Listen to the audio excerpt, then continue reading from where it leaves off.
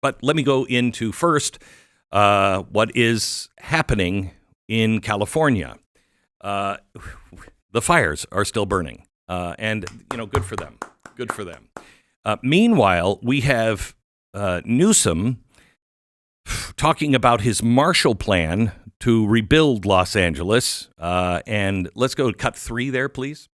Over the course of the next several years, Los Angeles will be host to the World Cup and then the Super Bowl and then the Olympics. With this rebuilding effort needing to take place, is LA going to be ready for all of those global events? All that opportunity and that pride and spirit that comes from not just hosting those 3 iconic games and venues, but also the opportunity, I think, to rebuild at the same time. And that's why we're already organizing a Marshall Plan. We already have a team looking and reimagining LA 2.0, and we're making sure everyone's included, not just the folks on the coast, people here that were ravaged by this disaster. You just said you're organizing a Marshall Plan for the rebuilding of California. What is that Marshall Plan? Tell us about this Marshall Plan. We're just starting to lay out. I mean, we're still fighting these fires. So we're already talking to city leaders. We're already talking to civic leaders. We're already talking to business leaders and nonprofits.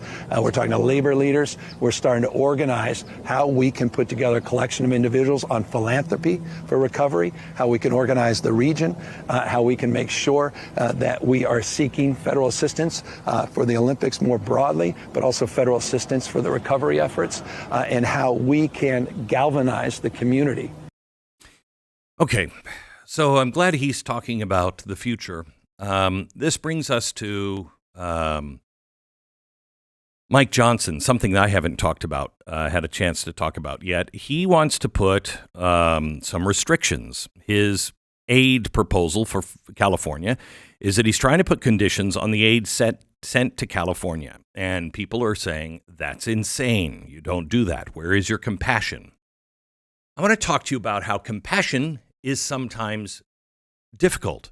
Compassion, true compassion, is sometimes the hardest thing to muster because you want to give until you can't give anymore. You want to help. You want to be there. But you have an alcoholic in California. California is the political system is an alcoholic, and it is destroying the entire state. And you don't say when an alcoholic is suddenly, in the hospital or, really, really down and, out on the streets, you know what? I'm going to give you all the money you need to get back into your house. Because the alcoholic will spend that and just end up in the same place, if not worse. Sometimes you have to have tough love. You know this with your family. Any kind of aid that goes to California, I think it is only responsible to aid the people as quickly as possible. Aid the homeowners as quickly as possible. Help them make sure that they have a place to go. Make sure that they, like the government wasn't doing in North Carolina, making sure that they have hotel rooms for as long as they need them within reason. Now, within reason, many of these people are wildly wealthy. Some are very poor. There needs to be some understanding that the wildly wealthy, we're not going to put you up at the Beverly Hills Hotel. That's just the way it is. Sorry. But we're going to help the people. But when it comes to the state, if they cannot admit that this is not climate change, that this happened because of their policies, if they cannot admit that, they shouldn't get a dime. I'm a taxpayer. I want to help California, just like I want to help all the other states when they have a problem that they cannot handle, that is too big for their state. But they took all of their resources. And honestly, you could make the case. I'm not, but you could make the case this was intentional sabotage. Now, I want to tell you about the threefold problem in California as I see it. There are 3 things that are happening in California. One, the Santa Ana winds, low humidity, and uncleared brush always causes fires. Always. They are known to cause fires. They have been known throughout history. Do you know why the great redwoods and the sequoias have grown for 1,000 years? You know how those trees got so big? They're in California. How is that possible? How have they not been wiped out by fire? We've got to protect the sequoias. Do we? You know that the sap in sequoias is fire retardant? That's why they can grow for 1,000 years. God gave them, God knew there'd be fires in California. Those trees have fire retardant as part of their life's blood. That's why they haven't burned down over and over and over again. Normal trees don't have that.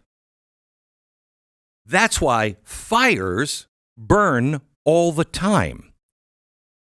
And if you don't have regular maintenance on your forests and on your property, you are going to have a brush fire. And a brush fire turns into a forest fire. And if you add 75 to 100 mile an hour winds, you could burn down the entire state. Except it seems for the sequoias and the redwoods. What this government of California has done has stopped people in the name of the good of the forest and the good of the land is to deny science. They have been denying science for decades. They have been playing God for over a century. They want to tell you that a woman can be a man and a man can be a woman and a man can have a baby. That's not true. That's denying science. To say that we can prevent the forest fires is a lie. That is as arrogant as saying we can change the weather. Now, don't think our government and governments all over the world aren't trying to change the weather, but let me ask you honestly, how do you think that's going to work out in the end? How do you think cloud seeding and putting gases and different things up into the atmosphere or giant shades in space to block the sun, how do you think that's going to work out in the end? Well, or will it end the same way our arrogance always ends? There are things that we can do to mitigate natural occurrences.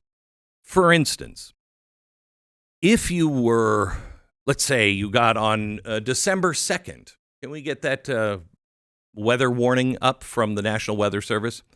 It's January 2nd, next Tuesday through Thursday, January 7th through the 9th, a chance of moderate to strong Santa Ana winds. This is from the National Weather Service.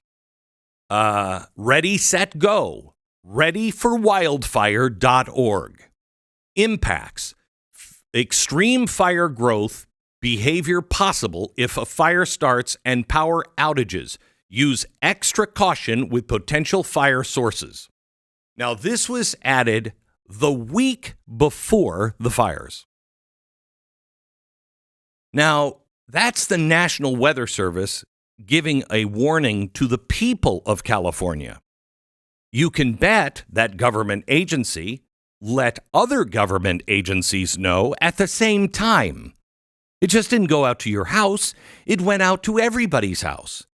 It went to the firehouses. It went to the governor's house. It went to the mayor's house. They knew in advance. So let me ask you, in a non-progressive state, what would somebody like Ron DeSantis do?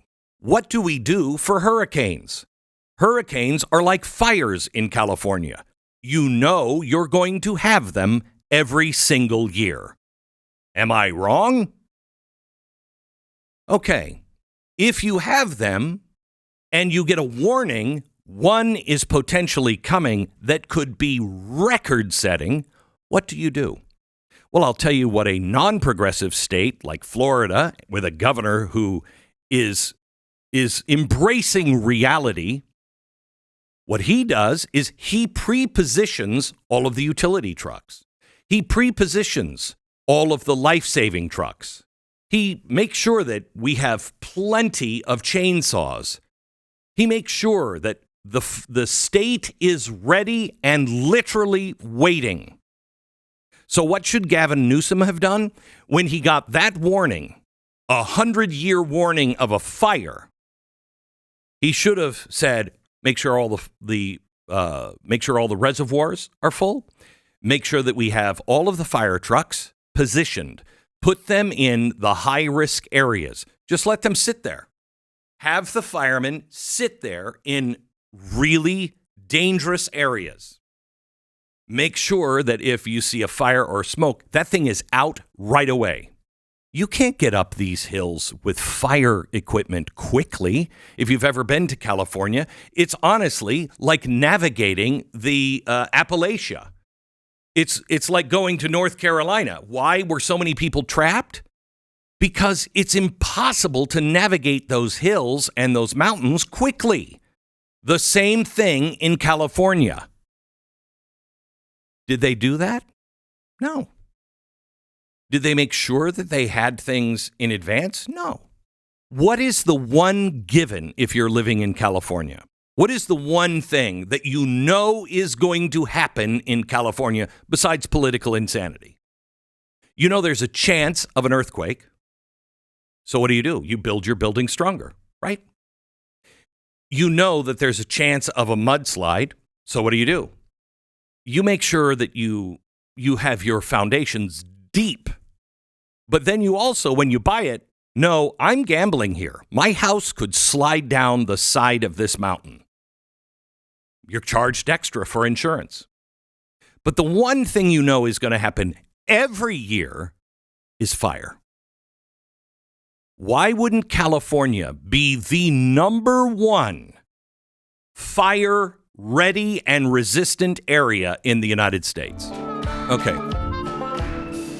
So I think there are three things happening in California, and that's why we're having this conversation today, and we're having to make tough decisions.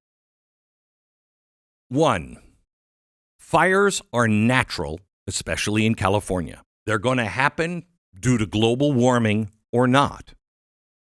When you have out-of-control homeless problems, your risk of fire increases. Why?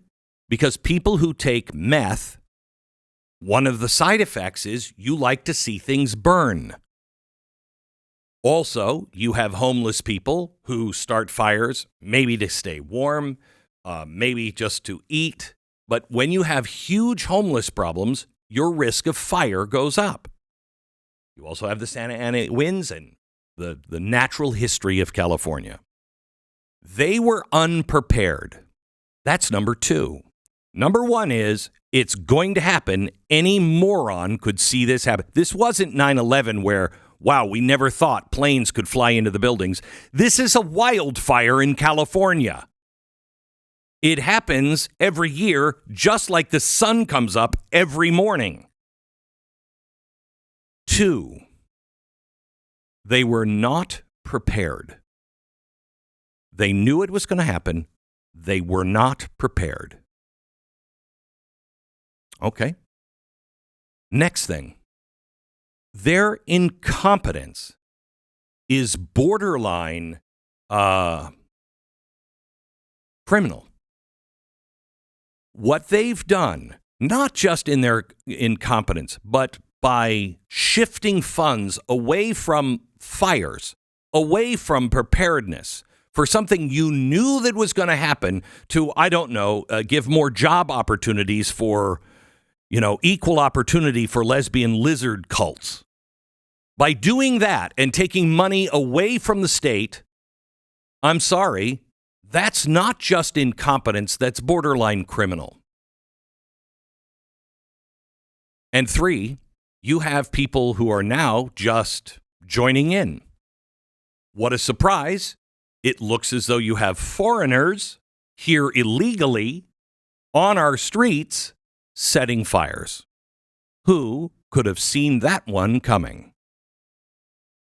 That's what's happening in California. It's natural. It happens every year. They didn't prepare. They went the opposite direction. You have people joining in to help. I believe this fire started naturally, and then it's been helped by forces that I don't understand yet. I don't know if this was a plot or just, lone wolves setting fires. But also nature helped by Santa Ana winds, which we understand. And the incompetence. Why would we give California a dime without restrictions? I'm not talking about the people who are suffering right now and have no money and no place to go. I'm talking about rebuilding in California. Every dollar should have restrictions on it to the government of California, because I'm not paying for this twice. I'm not doing it. They need to learn their lesson, not the people in government.